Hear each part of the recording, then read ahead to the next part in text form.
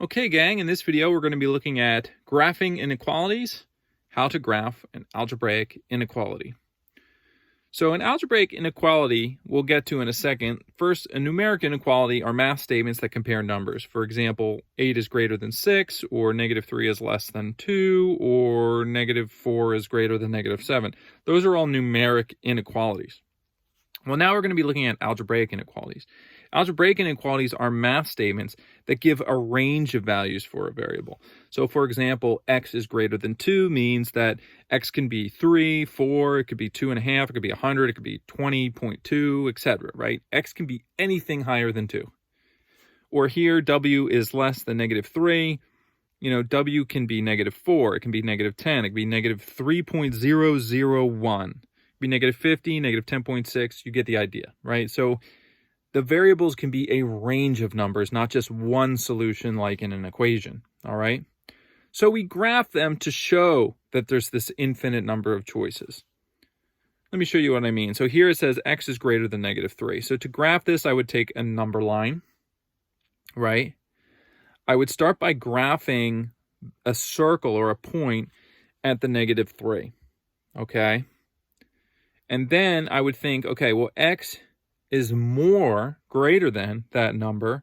So, and that's what I get from this symbol. So I'm going to draw a shaded line or an arrow in the direction that shows values that are higher than -3. And this represents all of the possible solutions for x into infinity, okay? Now, sometimes you will see it graphed above the number line like this. So I still have that circle above the -3, and then I still graph this way. And sometimes you'll see it right on the number line like this. It depends on the textbook that you're using. It depends on which website you're on, okay? So you can see it either way. We're gonna be doing it floating above, and that's where we'll show it, okay? So let's take a look at this example. This says x is less than 2. So I would mark where 2 is on my number line right there. That's a 2. And x is lower than that. Based on this symbol, x is lower. So I'm going to be shading values to the left of that. I'm going to be shading all the values that are less than 2. And again, you can have that up above the number line or on the number line. And I'm going to be just showing above the number line from here on out because that's how we are going to show it. Okay?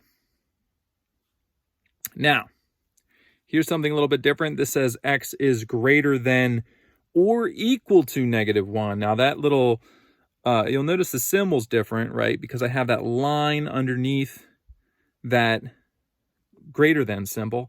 And that line right there means or equal to. It means that one of the values that x can be is the -1.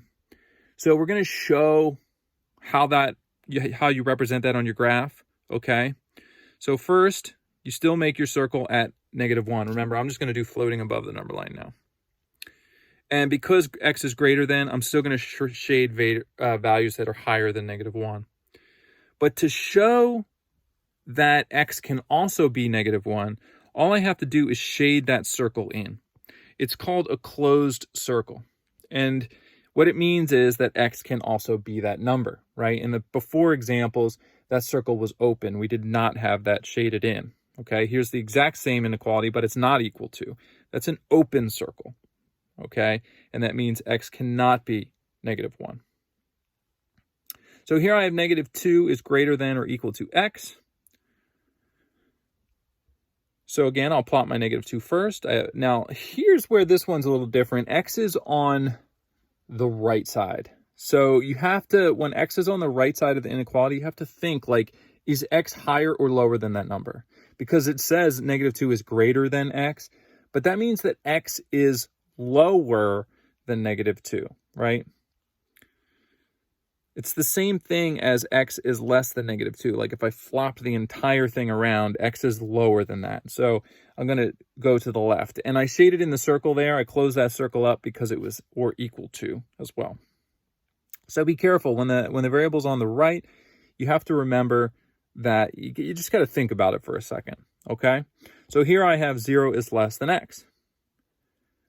So I'll plot my 0, okay? Now 0 is less than x, which means that x is greater than 0, right? And you also notice that it doesn't say equal to there, so I won't close that circle. I'll leave it as an open circle. But this is these values should be higher because this is the same thing as x is greater than 0. You can see the alligator always wants to eat the bigger one. They teach you that in elementary school, and that still applies here. X should be greater than 0 because the alligator wants to eat it. All right? So let's test your brain. Let's see if you're paying attention, and you can play along at home while you see these examples here. So first one, x is less than 0. Which one of these graphs shows that? Hopefully, you picked B. Both have an open circle, which they should, but the B value shows x is less than 0. Let's try this one. -1 is greater than x. Is that A or B? Well, they're both open circle, but in this case, x should be lower than -1, so you should have answered B there. That's another tricky one because x is on the right. Okay, x is actually lower than -1. Here, this says -2 is less than x. X is also on the right here. It's open circle because it's not equal to. X values are higher than -2. Alligator's trying to eat x, so that would be example A. Here, x is greater than -2. They're both open circles, and they're both going greater than, but A is on -2. The other one is x is greater than 0, not -2. So that was a little bit of a trick. They had the wrong number graphed. Here we have x is greater than or equal to -2. Is that A or B? Hopefully you realize that that would be B because it's a closed circle, which denotes that it is possibly equal to -2 as well. The other one was an open circle. Here we have 0 is greater than or equal to x. So again, this is a matter of, is the circle open or closed? Because both of them are less than 0 based on the graphs.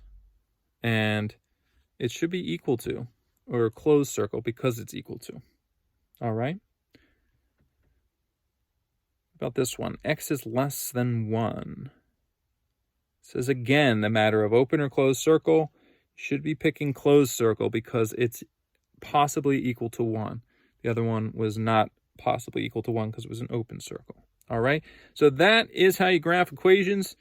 Hopefully your brain learned something and you realized, okay, this ain't so hard.